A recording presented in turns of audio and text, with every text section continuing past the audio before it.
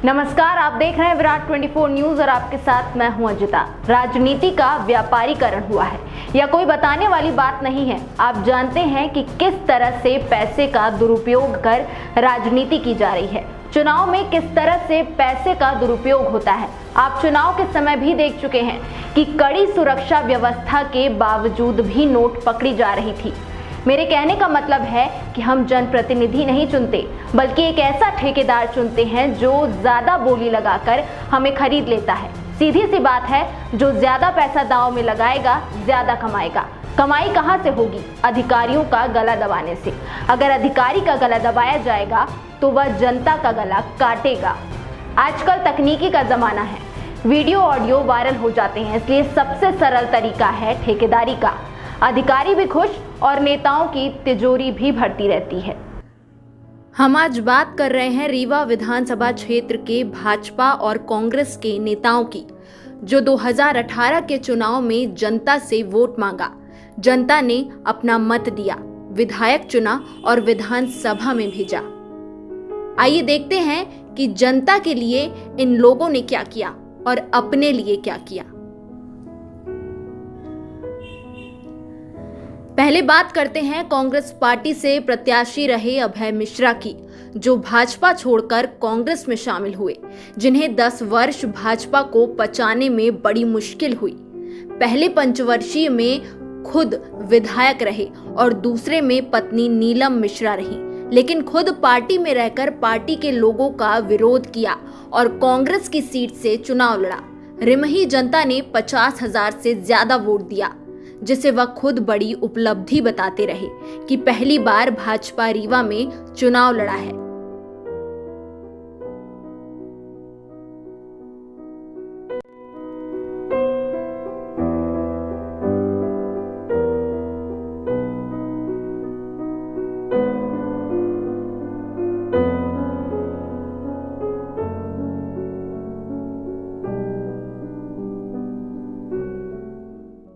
अब बात आती है कि आपने क्या किया।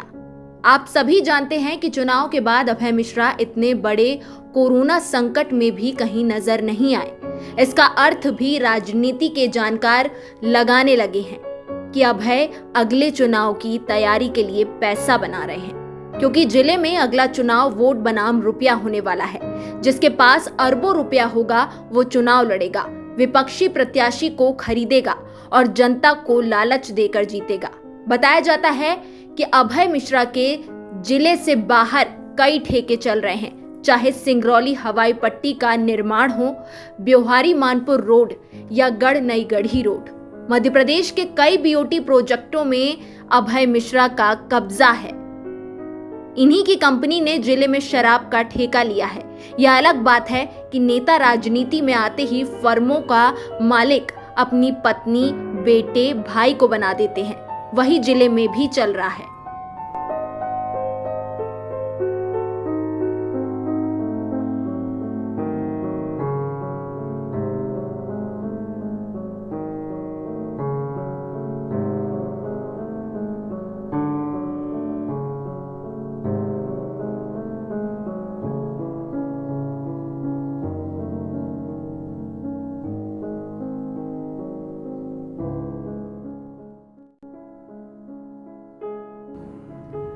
अब बात करते हैं वर्तमान विधायक राजेंद्र शुक्ला की, जिनके पिताजी प्रदेश के बड़े ठेकेदार थे, जिन्हें ठेकेदारी विरासत में मिली है।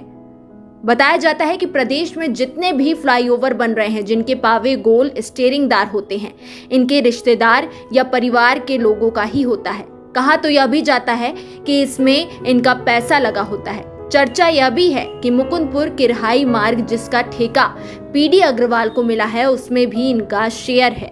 आरोप तो यह भी है कि हनुमना से लटियार वंसल ग्रुप से सड़क का काम विधायक जी ने लिया है। शामशाह मेडिकल कॉलेज हॉस्टल के काम की भी चर्चा है। कटाई से सुहागी 4 लाइन का काम वीआर गोयल के नाम से चल रहा है।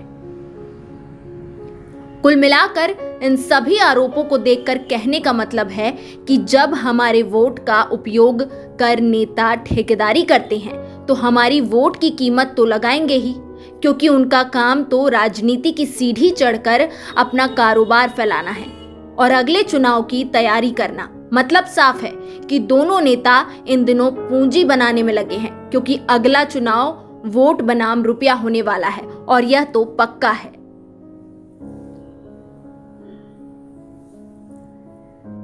रीवा के एक मोहल्ला, जिस मोहल्ले में आप खुद रहते हो, जिस वार्ड में आप खुद रहते हो, वहाँ पेयजल की समस्या है, वहाँ सीवर लाइन की समस्या है, वहाँ पे तो आपने आखिर कुछ नहीं किया। विकास के नाम पे केवल आपने नोट छापे हैं, ठेकेदारी कराई है। पहले अपने नाम से ठेकेदारी करते थे, अब दूसरे के नाम पे ठेकेदारी करते हो। कोई सुपर स्पेशलिटी हॉस्पिटल आपने नहीं दिया। आप वो कहेंगे सुपर स्पेशलिटी आपने नहीं दिया। 150 करोड़ मनमोहन सिंह की सरकार थी, उन्होंने दिया। समदड़िया बिल्डर ठेकेदारी, रीवा के समदड़िया बिल्डर से रीवा की जनता को कोई यदि फायदा हुआ हो, रीवा के किसी युवा को वहाँ नौकरी लगी हो, रीवा के किसी व्यापारी को, समदड़िया ने तो रीवा के लोगों से ईंटा तक नहीं खरीदा। समदड़िया ने रीवा के व्यापारियों से छड़ तक नहीं खरीदा।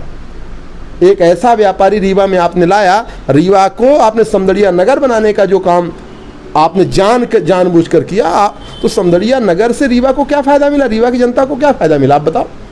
सिरमौर चौराहे में खड़े हो जाइए, या जहाँ पे ऐसी सरकारी ज़मीनें हैं, प्राइवेट में आप जाओगे तो वहाँ की ज़मीनों का रेट 20,000 रुपये स्क्वायर फीट होता है। कम से कम 20,000 आप जाइए ज़मीन लेने, बोलेंगे 20,000 रुपये स्क्वायर फीट देंगे। उसी समदड़िया को आपने कौड़ी के भाव में 200 रुपये स्क्वायर फीट आपने ज़मीन दे दी। अपने यहाँ रीवा में, जो रीवा विधानसभा के अंतर्गत लगता है, तो रीवा में आप देखेंगे तो रतहरा से चौराहटा तक की रोड में करोड़ों रुपए का बजट आया। हर बार बनी, हर बार उखड़ी। तो रोड के नाम पर मान लीजिए बाहर का सर्किट हाउस वाली रोड देख लीजिए, टीआरएस कॉलेज के सामने वाली रोड देख लीजिए, ये रोडें अच्छी बनी, लेकिन अंदर का रीवा बहुत दुखी है।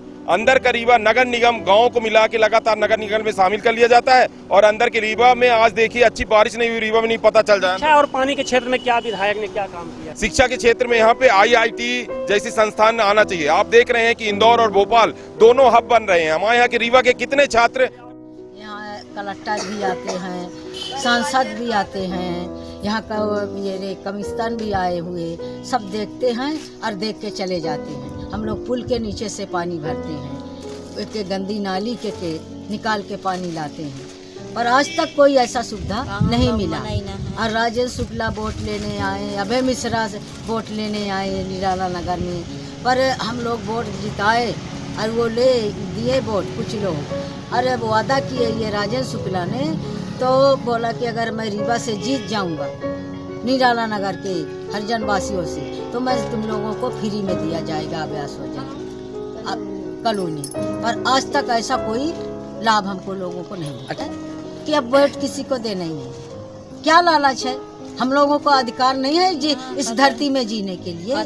पड़े हैं हमारे लोग के लिए क्या सरकार करती है, क्या सोचती है? हमारे लड़के बच्चे नहीं पढ़ सकते, ऐसी कोई स्कूल नहीं है, ऐसे उनके पास कपड़े नहीं हैं, खाना नहीं है, और दारू घर घर बिचती है, गांजा घर घर बिचता है, तो उसके लिए ज़्यादा सुविधा देती है सरकार। उनको परमिशन दिया जाता है। कलेक्टर के पास गए, उनके पास जुलूस लेकर के ये शेरा दादा केडी सरकार के साथ भी गए, भोपाल तक गए, आज तक क्या सुनाई? कुछ भी नहीं। तीसरे दल के लोग दोनों पार्टियों के नेताओं पर ठेकेदारी का आरोप लगा रहे हैं, लेकिन रुपया ही है जो तीसरी ताकत को जिले में नहीं पनपने दे रहा है, क्योंकि नेताओं ने अपने हिसाब से जनता की आदत डाल दी है। हर वर्ग के समाज के ठेकेदारों को खरीदा गया है, चाहे जो पार्टी हो। समाज सेवा के नाम पर ठेकेदारी करने वालों को अपने साथ रखती है, जो चुनाव के समय वोटर का ठेका लेते हैं। सोचने वाली बात है कि क्या यह वही रीवा है जो महाराजा मार्तंड सिंह को पराजित कर यमुना प्रसाद शास्त्री को संसद भेज देता है? क्या यह वही रीवा है जहां से प्रेमलाल मिश्रा विधायक चुने गए थे? क्या आप सोच सकते हैं कि रीवा विधानसभा से कोई ऐसा प्रत्याशी जीत सकता है जो ठेकेदार न होकर समाज सेवी हो? जो हालात हैं उससे तो नहीं लगता कि यहाँ की जनता जनप्रतिनिधि चुनना चाहती है। इसलिए कहा जा रहा है कि आने वाले चुनाव में वोट बनाम रुपया होने वाला है, जिसकी नेताजी लोग तैयारी भी कर रहे हैं। ये जो हालात हैं विंध्य प्रदेश के और इसी तरह पूरे देश में हो रहा है, बहुत सारे उदाहरण हैं। तो जो विंध्य प्रदेश में या रीवा ज़िले में आप देख रहे हैं कि जो भी विधायक हों या सांसद हों, चाहे वो बीजेपी के हों, चाहे कांग्रेस के हों, चाहे वो मंत्री रहे हों या गैर मंत्री रहे हों, इनका पूरा खेल जो है आप देखिए तो सड़क की ठेके विधायक मंत्री बनने के बाद इन्हीं को सड़क का ठेका चाहिए, इन्हीं को शराब का ठेका चाहिए, इन्हीं को पुल पुलिया का ठेका चाहिए। और ये तमाम ठेके पर आधारित राजनीति हो गई है और ये वही पैसा का उपयोग ये जनता को बरगलाने में, जनता को गुमराह करने में, जनता को चुनाव के समय खरीदने में उस पैसे का उपयोग करते हैं। और जब जनता काम के लिए आती है तो ये उस पैसे की कीमत मांगते हैं, इसके बाद जनता का काम करने की तैयारी करते हैं, जो बेहद निंदनीय है। ये बिल्कुल जो एक राजनीति का जो व्यापारीकरण हो चुका है, जो राजनेताओं का चरित्र खत्म हो चुका है, उसकी यही वजह है कि ये बिना पैसे के कोई भी नेता आज काम करने के लिए तैयार नहीं है। आज आप रीवा के हालातों को देखिए तो पूरी तरह से जो विंध्य प्रदेश की राजधानी रीवा का था, वो पूरी तरह से हमारे विंध्य प्रदेश की रीवा की पहचान को इन नेताओं ने, चाहे वो कांग्रेस के हों चाहे भाजपा के हों, सारे नेताओं ने मिल करके और पहचान को ख़त्म करने का काम किया। 15 साल से यहाँ सड़कें बन रही हैं, 15 साल से नाली निर्माण हो रहे हैं। स्टार्म वाटर प्रोजेक्ट के तहत 22 करोड़ रुपया 5 साल पहले आया। आज भी बता दें कोई भी नाला कंप्लीट हुआ हो। 15 साल से चुराहटा से और रताहरा जो सड़क का निर्माण हो रहा है, प्रत्येक 6 माह में आज लोग चलने के लिए मोहताज हैं। पूरी तरह से प्रदूषण युक्त एरिया है, लोग परेशान हैं, प्रदूषण से परेशान हैं, दुर्घटनाएं हो रही हैं। आप देखिए कि जितने भी निर्माण कार्य बीजेपी के कार्यकाल दौरान हुए, वो सब उद्घाटन के पहले जमींदोज हो रहे हैं। चाहे आप देख लें जो झूला पुल है बड़ी पुल के पास, चाहे आप सुपर स्पेशलिटी हॉस्पिटल का हाल देख लें। अभी आपने कलेक्ट्रेट बनवाया बीजेपी कार्यकाल में, ये क्रैक हो गई थी। तत्काल आनन फानन में जब मीडिया ने सवाल उठाया तो आनन फानन में उसको लेपने पोतने का काम किया। तमाम भ्रष्टाचार से घिरा माहौल है। आप देख रहे हैं जो ये बीहर नदी है, ये बीहर नदी जो बकिया बराज के लिए जाती है, ये जब बड़ी पुल का निर्माण राजा महाराजाओं के ज़माने में हुआ था तो जो इंजीनियरों ने इस बड़ी पुल का निर्माण किया था वो किले की ज़मीन से किया था कि रीवा में बाढ़ ना आए। लेकिन जब मंत्री जी के पिताजी ने और मंत्री जी ने जब निर्माण कार्य कराए तो जो छोटी पुल का निर्माण हुआ तो 5.41 मीटर उस छोटी पुल की जो ऊंचाई है उसको कम कर दिया गया, उसकी चौड़ाई को कम कर दिया गया।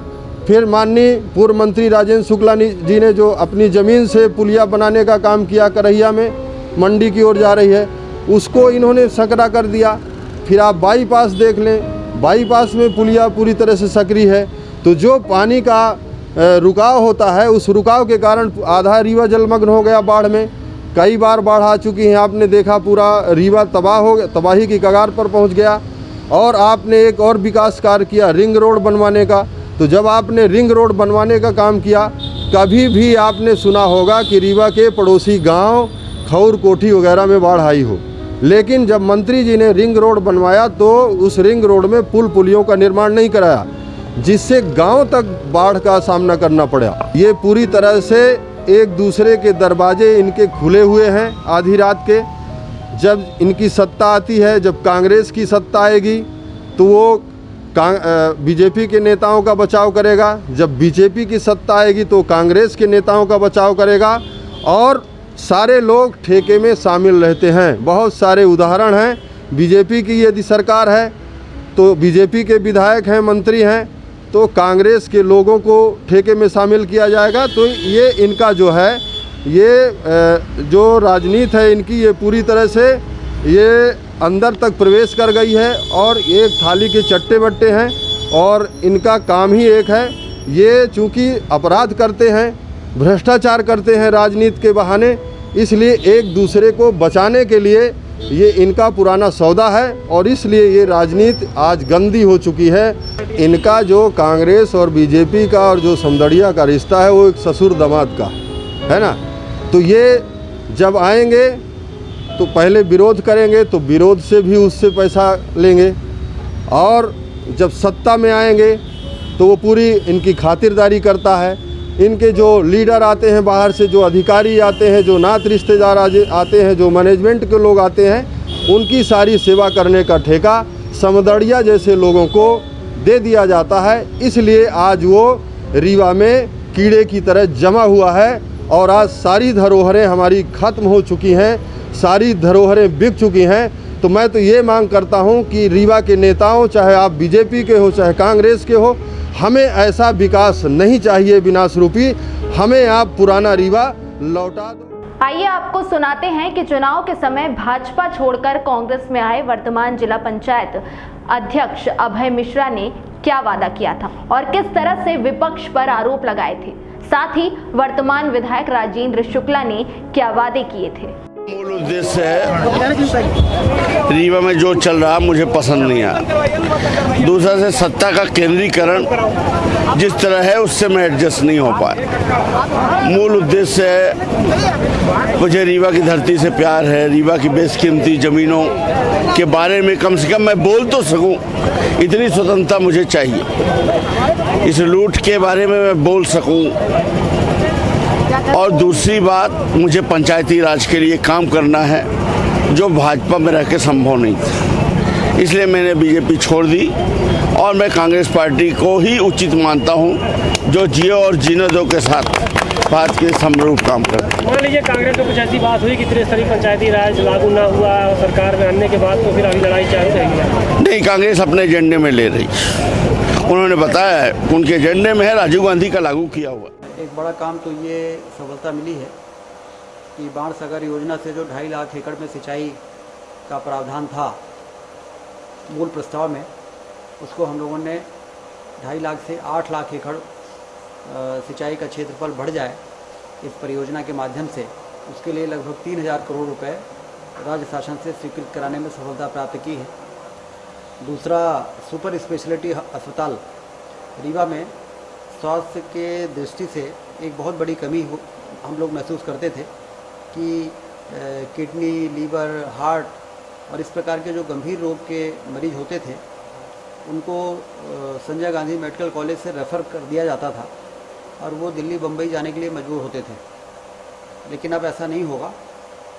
सुपर स्पेशलिटी अस्पताल जो अगले महीने लोकार्पित हो जाएगा, उसके बाद न सिर्फ हमारे यहाँ के लोगों का इलाज यहाँ ही होगा बल्कि बाहर के लोग भी रीवा आएंगे अपना इलाज कराने के लिए। तो स्वास्थ्य के क्षेत्र में भी एक बड़ी उपलब्धि हम लोगों ने हासिल की है। तीसरा जो बड़ा काम हुआ है कि चाहे रीवा से सीधी हो, चाहे रीवा से शहडोल हो, चाहे रीवा से जबलपुर हो, चाहे रीवा से हनुमाना होते हुए बनारस हो, इलाहाबाद हो, चाहे रीवा से सतना होते हुए खजुराहो हो, विश्व स्तरीय सड़कें हमारी ज़रूरत थी जिससे कि रीवा विकास की मुख्य धारा में आ जाए। और उसके लिए विश्व स्तरीय सड़कें इसी 5 वर्षों के दौरान एक के बाद एक स्वीकृत हुई हैं। कुछ का काम पूरा हो गया है, कुछ का काम चल रहा है, कुछ का काम शुरू होने वाला है। चौथा जो बड़ा काम में हम लोगों ने सफलता प्राप्त की है, जब स्कूल में पढ़ते थे, कॉलेज में पढ़ते थे, तब से सुन रहे हैं कि ललितपुर से सिंगरौली रेल लाइन बन जाए तो ये इलाका जो है उसके विकास में कई गुना वृद्धि हो सकती है। लेकिन सिर्फ कागज़ में पढ़ते थे, लेकिन उसके लिए ना तो बजट केंद्र सरकार से मिल पाता था और ना उस पर कोई ठोस काम शुरू हो पाता था। लेकिन आप आज देखिए तो ललितपुर से सिंगरौली के लिए और रीवा से सिंगरौली के लिए इतना बजट मिल गया है कि यहाँ से यदि आप गोविंदगढ़ जाएँ तो हर जगह आपको रेलवे में काम लगा हुआ दिखाई देता है। और हम लोग अब इस बात को लेकर निश्चिंत हो गए हैं कि आने वाले 2-3 वर्षों के अंदर सारा काम पूरा हो जाएगा और रेलवे के माध्यम से हम ललितपुर से इधर झांसी और दिल्ली और इधर सिंगरौली से होते हुए कलकत्ता तक रेलवे के मेन ट्रैक में जुड़ जाएंगे, जो यहाँ की आर्थिक गतिविधियों को ऊपर ले जाने में महत्वपूर्ण भूमिका निभाएगा। 5वीं जो बड़ी उपलब्धि इस इलाके के लिए हम लोगों ने प्राप्त की है इन 5 वर्षों में कि भारत सरकार की उड़ान योजना में रीवा से नियमित हवाई सेवाएं दिल्ली, बम्बई और भोपाल चल सकें, इसके लिए उड़ान योजना में रीवा को शामिल कराने में हम लोगों ने सफलता प्राप्त कर ली है। और हम सब ये उम्मीद कर रहे हैं कि जो अगला बिडिंग होगा, तीसरी बिडिंग, उस बिडिंग में रीवा के हवाई पट्टी में भी कोई न कोई एयरलाइन आ जाएगा और फिर रीवा के हवाई पट्टी को एयरपोर्ट में बदलने के लिए जो 150 से 200 करोड़ रुपए की आवश्यकता पड़ेगी वो हमको तुरंत स्वीकृत हो जाएगा। फिर ले चलेंगे आपको दूसरी विधानसभा में और दिखाएंगे कि वर्तमान विधायक और प्रतिबंधी अपनी कितनी तिजोरी भर रहे हैं और जो चुनावी वादे किए थे उसमें कितने खरे उतरे हैं, या यूं कहें कि किस तरह से जनता की सेवा में लगे हैं। इसी तरह देखते रहिए विराट 24 न्यूज़। बहुत बहुत धन्यवाद।